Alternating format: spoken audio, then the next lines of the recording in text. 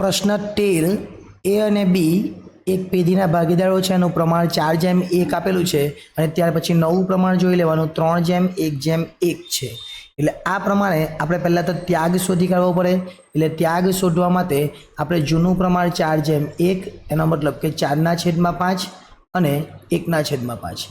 એ જ રીતના નવું પ્રમાણ આપેલું છે એ 3:1:1, એનો મતલબ કે 3/5 અને 1/5. અને લાસ્ટ જે છે એનો પણ 1/5 છે, જે નવો ભાગીદાર આવે છે. ત્યાગ શોધવા માટે આપણે શું કરવાનું?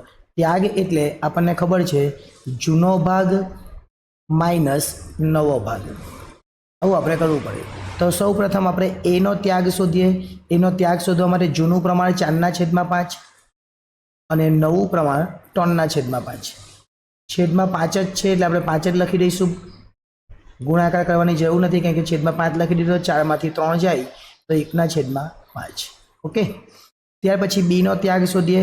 તો બીનું જૂનું પ્રમાણ 1/5 છે અને નવા પ્રમાણની વાત કરીએ તો નવું પ્રમાણ પણ 1/5 જ છે. એટલે એમાં નીચે 5 લખી દઈએ, ઉપર 1 - 1 એટલે કેટલા આવે? 0 આવે. અને 0/5 અહીંયા 1 - 1 આવશે. શું આવશે? 1 - 1. અને 1 - 1 આવે એટલે એ પણ કેટલું થઈ જવાનું? 0 જ થઈ જવાનું. અહીંયા 1 - 1 એટલે 0. હવે જે નવો ભાગીદાર સી છે એનો ભાગ બી કેટલો છે? 1/5. અને 1/5 એ બધો જ જેટલી બી પાઘડી લાવશે એ બધી જ પાઘડી કોને મળશે? તો એ બધી જ પાઘડી એને મળશે, કારણ કે બી તો કેવું છે? 0 છે. એટલે કે બીને કંઈ જ મળવાનું નથી. અથવા જે સીને આપણે જે ભાગ આપવાનો છે એ બધો જ ભાગ કોણ આપશે? એ આપશે, બી આપશે નહીં. એવી રીતે સમજે તો પણ ચાલે. ફક્ત ટૂંકમાં યાદ રાખવાનું, હવે જે પાઘડી આવવાની એમાં આપણે બીને કંઈ જ આપવાનું નથી, એટલું આપણે યાદ રાખીશું. સૌ પ્રથમ મૂડી ખાતા અને ચાલુ ખાતા છે, એટલે મૂડી ખાતાની બાકી જે છે એ લખી દઈએ 75,000 અને 25,000. મૂડી ખાતામાં આપણે શું લખીશું? મૂડી. એ લખીશું મૂડી. અને મૂડી કોને કોની આવે? તો મૂડી 3 છે. 3 એટલે કોણ? એ, બી અને સી. એટલે લખીશું આપણે એ, બી અને સી. એની વાત કરીએ તો એની કેટલી મૂડી છે? તો આપણે એની મૂડી જોઈએ 75 ને 25, અને સી કેટલા લાવે છે? 20. 75, 25 અને 20. 75,000, 25,000 અને 20,000. આમ 3 મૂડી આપણે લખી દેવાની. કેમ કે આ દાખલો ચાલુ ખાતાનો છે એટલે મૂડી આપણે લખી દેવાની. એ બહાર આવશે 1,20,000. ઓકે. એટલે મૂડીનું કામ આપણું પૂરું થઈ ગયું. ચલો ત્યાર પછી આપણે રોકડમાં લખવાનું હવે મૂડી. એટલે રોકડમાં મૂડી લખી દઈએ આપણે. રોકડની બાકી છે 3,000. રોકડની બાકી કેટલી છે? 3,000. એટલે પહેલાં લખવાનું બાકી, આગળ લાવ્યા 3,000, અને અહીંયા મૂડી લખી દેવાની સીની. તો સીના મૂડી ખાતે એમાં આપણે જોયું સી કેટલા લાવે છે? 20,000, જે આપણે અહીંયા 20 લખ્યા. એટલે સીના 20,000 આપણે લખી દઈએ. આગળ હવાલા વાંચીએ એટલે આપણને વધારે ડિટેલમાં ખબર પડશે. શું કીધું છે? 20,000 રોકડા અને 5,000 પાઘડી તરીકે લાવશે. પાઘડી તરીકે કેટલા લાવે છે? 5,000. હવે 5,000 પાઘડીની રકમમાંથી અડધી રકમ તરત જ ઉપાડી જશે. એટલે એમાંથી જેટલી રકમ આવશે એની અડધી રકમ તરત ઉપાડી જશે. 5,000 પાઘડી લાવે છે. 5,000 પાઘડી લાવે એટલે પાઘડીના પ્રીમિયમ ખાતે આપણે લખીએ છીએ કેટલા? 5,000.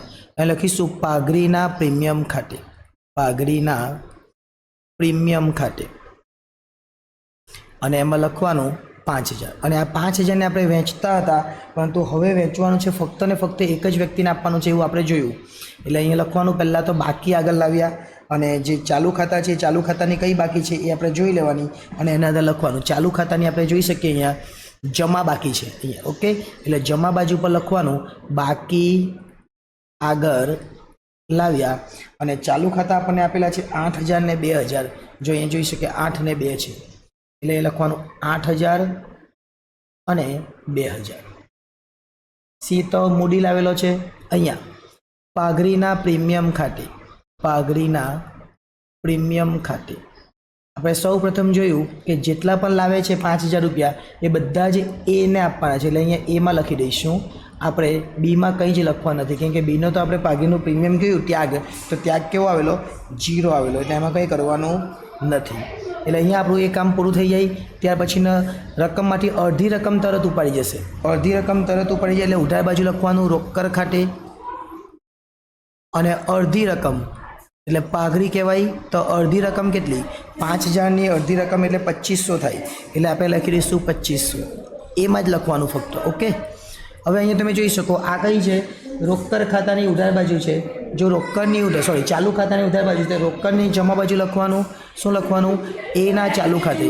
આપણે લખવાનું એના ચાલુ ખાતે. એના ચાલુ ખાતે. અને એમાં પણ શું આવશે? પાઘડી જ આવશે. અને કેટલી પાઘડી? તો 2500 રૂપિયા પાઘડી આવશે. એટલે અહીંયા કામ આપણું પૂરું થઈ ગયું. આગળ ચાલીએ. આગળના હવાલાઓ જોઈએ જેથી કરીને આપણે ક્લિયર થાય. જમીન મકાનની કિંમતમાં 10% વધારો અને ફર્નિચર અને સ્ટોકની કિંમતમાં 5% ઘટાડો. પહેલાં જમીન મકાન કેટલું છે? જમીન મકાન 35000 છે. 35000માં 10% વધારો કરી દે. તો જમીન મકાન લખવાનું 35000. જમીન મકાન જે આપણને આપેલું છે બેઠું લખી દેવાનું 35000 પ્લસ વધારો. વધારો આપણને કીધો છે કેટલો? 10%. એટલે આના 10% કરે તો કેટલા થાય? 3500 થાય. 35000માં 3500 ઉમેરે તો 38500 થાય. અને આની બીજી અસર પ્લસ થાય એટલે સીધું ઉપર, માઇનસ થાય તો ક્રોસ. પ્લસ એટલે સીધું ઉપર. એટલે પુનઃ મૂલ્યાંકનની જમા બાજુ પર લખવાનું જમીન મકાન ખાતે. જમીન મકાન ખાતે જે વધારો થયો 3500 એ આપણે લખી દઈશું. ઓકે. આગળના હવાલામાં એવું કીધું છે ફર્નિચર અને સ્ટોકમાં 5% ઘટાડો. ફર્નિચર 30000 છે અને સ્ટોક 15000 છે. લખીશું અહીંયા ફર્નિચર. ફર્નિચર કેટલું છે?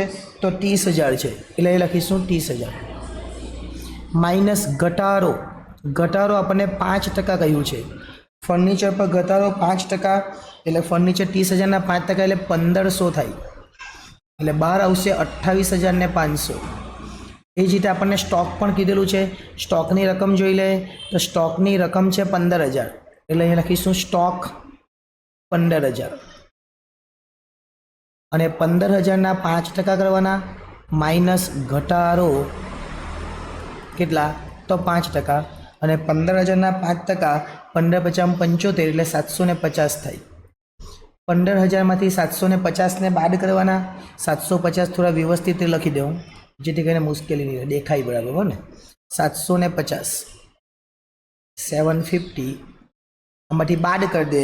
જો 750ને બાદ કરીએ તો કેટલા આવે? સ્ટોક આવે 14250. હવે મેં એવું કીધું પ્લસ થઈ તો સીધું ઉપર, એટલે આ તો સીધું ઉપર એટલે પુનઃ મૂલ્યાંકનની જમા બાજુ લઈ ગયા. અને આ બંને વસ્તુમાં ઘટાડો માઇનસ થયો એટલે ક્રોસ. પુનઃ મૂલ્યાંકનની ઉધાર બાજુ ફર્નિચર અને સ્ટોક. ફર્નિચર ખાતે એમાં હતા 1500, ઘટાડો થયેલો. અને લખવાનું સ્ટોક ખાતે એમાં પણ ઘટાડો થયેલો 750. ઓકે. એટલે અહીંયા આપણા હવાલો પૂરો થઈ જાય. રોકાણોની બજાર કિંમત 35000 છે જે ચોપેલ આવી. રોકાણ પર અનામત નથી આપેલું. રોકાણ પર અનામત આપેલું તો આપણે આગળ જોયું કે આ બાજુ અનામત આપેલું હોય, આ બાજુ પર અનામત આપેલું હોય, જે નથી. રોકાણોની કિંમત કેટલી છે? 25000. આ ફર્નિચર પર આવી ગયું અને આ સ્ટોક પર આવી ગયું. રોકાણો 25000, અહીંયા બજાર કિંમત 35000. બજાર કિંમત કેટલી છે? 35. એનો મતલબ કે વધારો.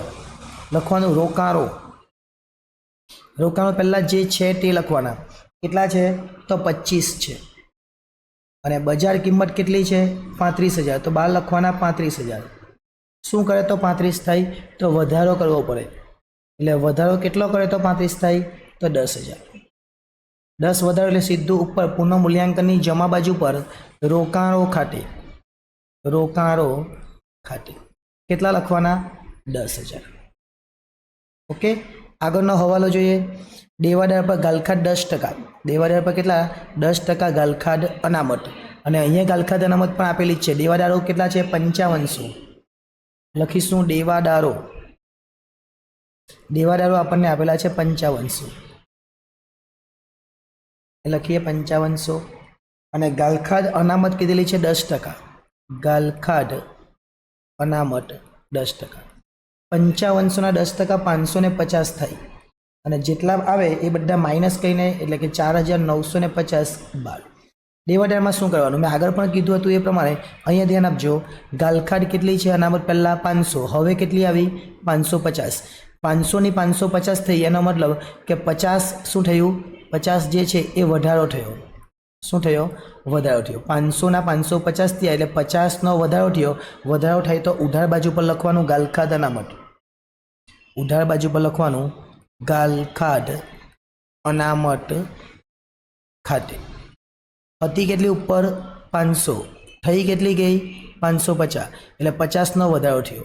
કદાચ એવું બને કે ઉપર 500 હોય અને નીચે 400 થઈ જાય તો 100નો ઘટાડો થાય. ઘટાડો થયો પુનઃમૂલ્યાંકનમાં જમા લખવાનું. એટલું યાદ રાખવાનું. આગળ અકસ્માત વળતર અંગે 1000નો દાવો. પહેલાં આવે એટલે લખી જ દેવાનું. અકસ્માત વળતરનો દાવો કેટલો? 1000. મૂડી દેવા બાજુ પર આપણે લખી દઈએ અકસ્માત વળતરનો દાવો. પહેલાં આવે ને હવાલો એટલે મૂડી દેવા બાજુ પર લખી દેવાના જેટલા આપેલા હોય એટલા. ત્યાર પછી આગળ વિચારવાનું. ચલો શું છે જોઈએ. આપણે વીમો કેટલો લેવાનો? 1000નો. આપણી પાસે પૈસા કેટલા છે? 5000. તો 5000માંથી 1000નો વીમો લઈ તો પણ આપણી પાસે 4000 વધે. અને આ 4000 વધે ને એને જૂના પ્રમાણમાં એટલે કે 4:1ના પ્રમાણમાં વહેંચી દેવાના. પરંતુ જો આપણે 1000નો વીમો લેવાનો હોય ને આપણી પાસે 500 રૂપિયા જ હોય એટલે કે 500 રૂપિયા ઘટે તો પુનઃમૂલ્યાંકનમાં લખવાના. અત્યારે આપણી પાસે 5000 છે એટલે 1000 આપી દે તો પણ 4000 વધે એટલે એને વહેંચવું પડે મૂડી ખાતાની જમા બાજુ પર. પણ મૂડી ખાતા નથી. કયા ખાતા છે? ચાલુ ખાતા. એટલે ચાલુ ખાતાની જમા બાજુ પર આપણે વહેંચીશું. શું લખીશું આપણે?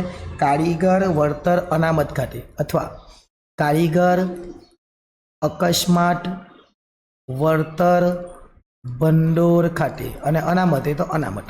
કેટલા વેચવાના છે? તો 4000ને વેચવાના છે. 4000ને કયા પ્રમાણમાં વેચવાના? તો 4:1. એટલે 4000 ભાગ્યા 5 કરવા પડે તો કેટલા આવે? 800 આવે. અને 800ના બે ભાગ પાડવાના, એક 4 અને 1. 8 ચોક 3200 અને 800 એકુ 800 એટલે 3200 ને 800 આવશે. લખીશું આપણે 3200 અને 800. એટલે આ હવાલો પણ આપણો પૂરો થઈ જાય. ત્યાર પછીનો હવાલો બેંક ચાર્જીસ 450 ચૂકવેલ જેની નોંધ કરવાની બાકી. ચૂકવેલા છે પરંતુ એની નોંધ કરવાની બાકી છે. શું છે? Bank charges. બેંક ચાર્જીસ આપણે ચૂકવેલા છે જેની નોંધ કરવાની બાકી છે એટલે ક્યાં આવશે? Bank charges. તો બેંક ચાર્જીસ આપણે ચૂકવી દે. નહીં ચૂકવેલો હોય તો ચૂકવવાનું બાકી હોય તો અહીંયા આવે. પણ આપણે ચૂકવી દીધેલા છે. ચૂકવી દીધેલા એની એક જ અસર આવે. ક્યાં? પુનઃમૂલ્યાંકનની ઉધાર બાજુ પર લખવાનું આપણે જેની નોંધ કરવાની રહી ગઈ છે બેંક ચાર્જીસ ખાતે. બેંક ચાર્જીસ ખાતે. બેંક ચાર્જીસ ખાતે કેટલા? 450. અને આપણે આ બેંક ચાર્જીસ ચૂકવીએ તો એની ચૂકવવાની બાકી હોય તો કાં લખીએ આપણે? મૂડી દેવામાં. પણ ચૂકવી દીધા એટલે રોકડ ગઈ હશે એટલે બેંક ચાર્જીસ આપણે રોકડ જાય એટલે જમા બાજુ પર લખી દઈશું બેંક ચાર્જીસ ખાતે. બેંક ચાર્જીસ કેટલા છે? 450. આ હવાલાની પર બે અસર થઈ ગઈ. ચલો આગળ ચાલીએ. ત્યાર પછી બધા જ હવાલા પૂરા થઈ ગયા. હવે આપણે શું કરવાનું છે? હવે પેન બદલીને જોઈ લે.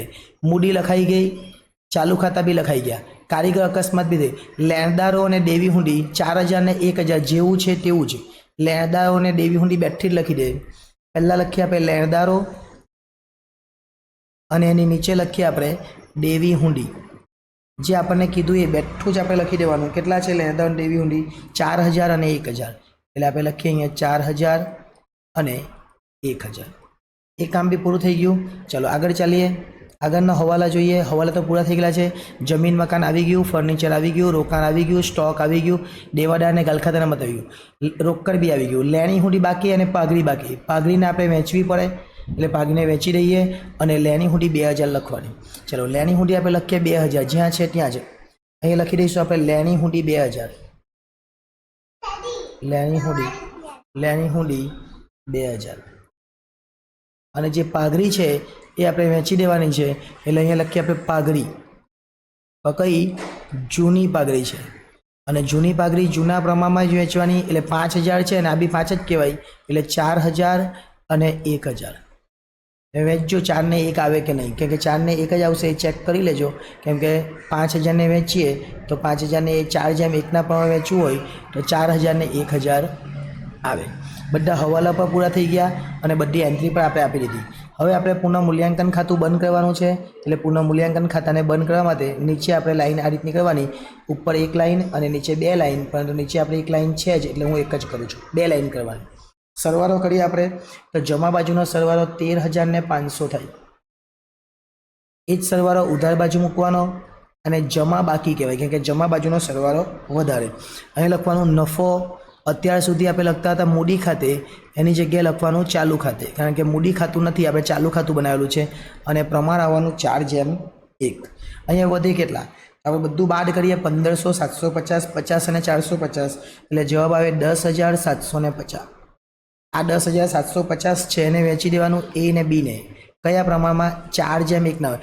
10,750 ગુણ્યા 4/5 અને 10,750 ગુણ્યા 1/5. આ કરે એટલે આપણો જવાબ આવશે 8,600 અને 2,150. આ ઉધાર છે એટલે મૂડી ખાતામાં જમા બાજુ, પરંતુ મૂડી નથી, આપણી પાસે ચાલુ ખાતા છે એટલે ચાલુની જમા બાજુ લખવાનું પુનઃ મૂલ્યાંકન ખાતે. પુનઃ મૂલ્યાંકન ખાતે કાઉન્સમાં નફો જે આવેલો એ જ કયો? 8,600 અને 21,50. 8,600 અને 21,50 આ લખી દેવાનું. એટલે આ ખાતું પર હવે બંધ કરી દેવાનું, કારણ કે બધા ખાતા હવે બંધ કરવાના જ છે આપણે, એટલે આ ખાતું પર બંધ કરી દઈએ. આ ખાતું બંધ કરવા માટે પહેલાં એક વિગત બંધ કરવાની. પહેલું 8,000, 5,000, 3,200 ને 8,600. આનો સરવાળો કરીએ 8, 3,200, 5,000 અને 8,600 એટલે 24,800 થાય. કેલ્ક્યુલેટરમાં 24,800 રહેવા જ દેવાના અને એ કામ પહેલાં પૂરું કરી દેવાનું એટલે ટાઈમ બચે. 24,800 એ લખવાનું બાકી આગળ લઈ ગયા અને 24માંથી 4 જાય તો 20, 20માંથી બીજા 2,500 જાય એટલે 2,000 ને 2,000માંથી બીજા 300, 300 જેવા વધે એટલે 18,300. ઓકે, આગળ આ સરવાળો કરીએ 2, 2, 4, 4 ને 950 એટલે 4,950. એ 4,950 અહીંયા લખી દઈએ. એમાંથી બાદ કરીએ 1,000 એટલે 3,950 આવશે. લાસ્ટ એમાં તો કંઈ છે જ નહીં એટલે આ ન લખે તો પણ વાંધો આવતે નહીં, પણ આપણે લખી દીધું હતું, કેમ કે આપણે ક્યારે ખાના બનાવવાના આપણને ખબર નથી એટલે આપણે એ લખી રાખવાનું. ઓકે, ચલો આ પણ આવી ગયું. એટલે ચાલુ ખાતાની 2 બાકી આવવાની, એ ને બી. એ ને બીમાં લખવાના ચાલુ ખાતા કઈ છે? અત્યારે ઉધાર, તો આપણે જમા બાજુ પર લખવાના એટલે લખવાનું ચાલુ ખાતા. ચાલુ ખાતા એમાં લખવાનું એ અને બી. અહીંયા કોઈક વાર વિગત આવે, એ ક્યારે આવે? જ્યારે પેલા વેચવાના હોય ને જ્યારે સી આપતો હોય ને નીલ આવેલો હોય પાગીનું પેન તો આવે એટલે આપણે બનાવેલું હતું, બરાબર? એટલે બનાવી રાખવાનું. કેટલા છે તો જોઈ લે, 18,300 ને 3,950. 18,300 અને 3,950. આ બંનેનો સરવાળો કરીને બહાર કાઢી નાખીએ. આ બંનેનો સરવાળો કરીએ એટલે જવાબ આવશે 22,250. હજુ જવાબ આવ્યો નથી કારણ કે એક ખાતું બાકી છે. એક ખાતું હજુ પણ બાકી છે, 22,250 છે. આ જે ખાતું છે બેંક અથવા રોકડ ખાતું, એને પણ બંધ કરી દઈએ. ચલો એને બંધ કરવા માટે શું કરવાનું? તો પહેલાં ઉધાર બાજુનો સરવાળો 23 ને 28 જેવો થાય એટલે આપણે લખવાનું અહીંયા 28,000. જમા બાજુ પર 28 લખીએ. અહીં લખવાનું બાકી આગળ લઈ ગયા અને આ 28,000માંથી આ બંને વસ્તુ બાદ કરવાની, 2,500 અને 450 એટલે હવે 25,050 અને આને લખવાનું રોકડ તરીકે અથવા રોકડ શિલ્લક તરીકે અથવા બેંક આપેલું તો બેંક તરીકે. અત્યારે રોકડ છે એટલે રોકડ અથવા રોકડ બેંક લખી દો તો પણ ચાલે. કેટલા?